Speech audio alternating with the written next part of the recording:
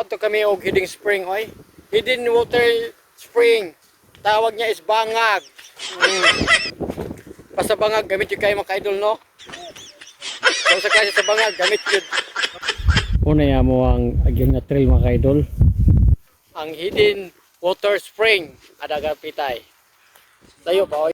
Mga idol mo ni ang surrounding sa area na pinupuntahan namin, tawag ay bangag. The secret or hidden water spring mga kaidol. Sa mga palibot niya nakidagamakit ang tanom oy, pitsay, cabbage, sa unahan mais, kamuti. Muna mga kaidol ha. Oh.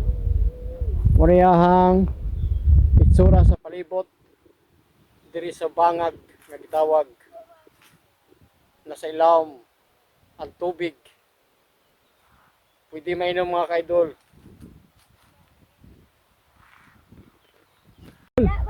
Nanami diri sa area nga mong sudlon o pangita ang tawag is bangag na ay ang tubig sa sulod.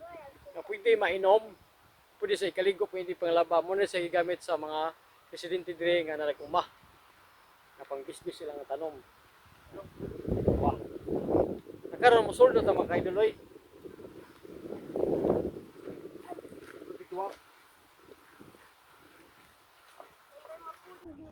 Ato ari ang dagay dahil sa tubig.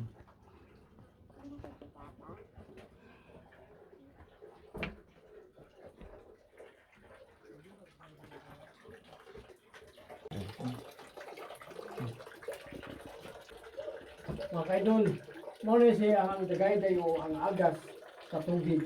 Ang dito sila no. Real nature. No. Gasa, natandikan sa kitas ang mga idol. Pwede bunawa eh. Inom tahat. Oh.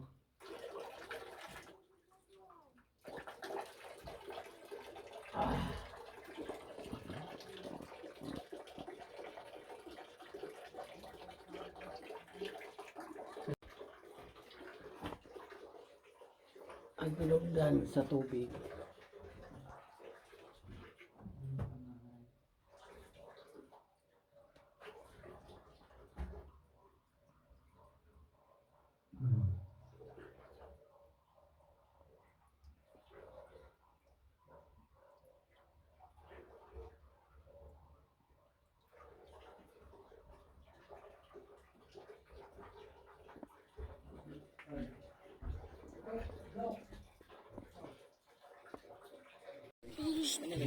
Mga kaidol, unang-una, ang history di ani, na discover ni o na discover ang tubig sa ilalom diri sa bangag o lungag is ang sinunang tao na nakatira ditong banda na may nakita siyang ibon o sa Bisaya langgam na isulod diri sa lungag. Moto iyang gisundan, pagsulod niya dito, niinom og tubig ang ibon o langgam sa ilalom. Moto na sigad atong time, ani na siya magkuhan og tubig. Kaya man nakita nga limpyo kaas in. Tapos iyan ang gibutagan sandayong, butangan baril para komportable ang magkuha og tubig.